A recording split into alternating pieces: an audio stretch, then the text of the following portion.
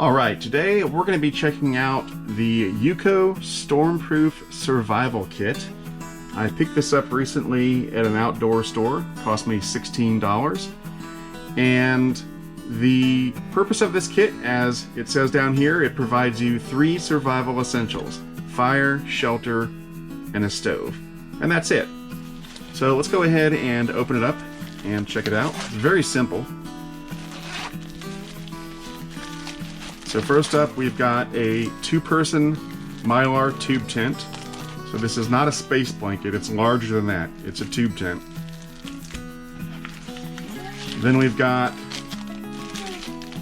an S-bit stove, an emergency stove, with 3 fuel tablets.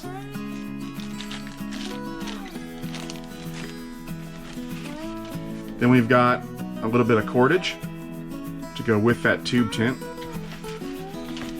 And then we've got a waterproof container of storm matches. Let's open this up real quick to see what's inside. So they've got a little bit of cotton tinder here. Also keeps the matches from rattling around. Then they've got 1, 2, 3, 4, 5, 6, 7, 8, 9, 10, 11, 12, 13, about 15 matches. And these are the UCO storm matches, which are pretty good. I've used these before. They'll burn underwater, all that stuff. They're pretty cool. They've got a striker on the outside, and then they've also got a couple extra striker surfaces right here in this little baggie. So that's all there is. There's really not much to see here at all. It's very simple. And you know what? I kind of like this kit because it is simple, it's direct, it's to the point. It's not trying to pretend to be something it's not.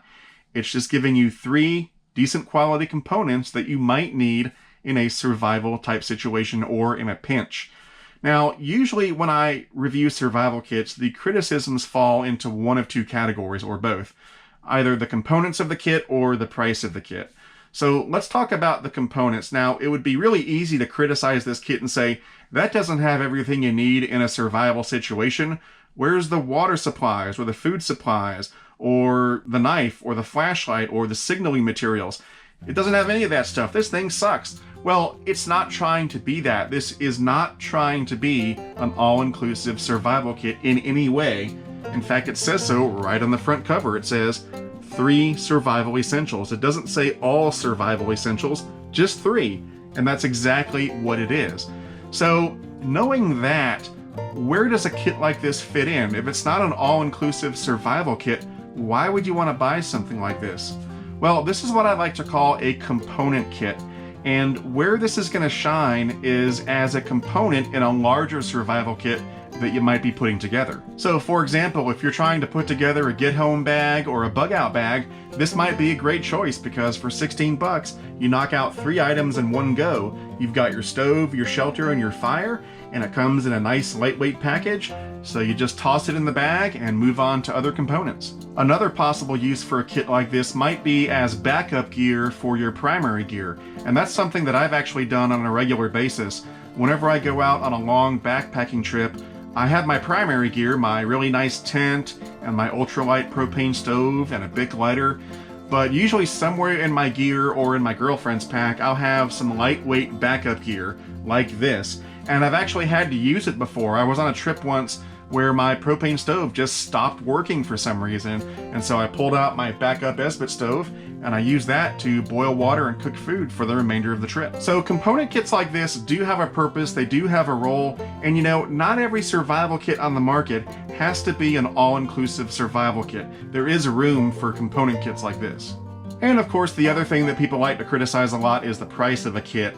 I got this kit for right at $16, and I consider that a very fair price.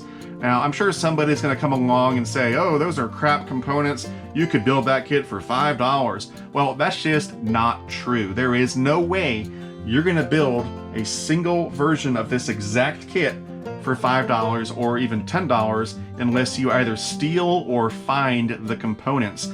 I glanced online to get the prices of these individual items. The S-bit stove with fuel will run you about $8 or $9. A 2-person Mylar tube tent will run about $8 or $9. The storm matches will run about $4. And then you've got the cordage and the nylon pouch.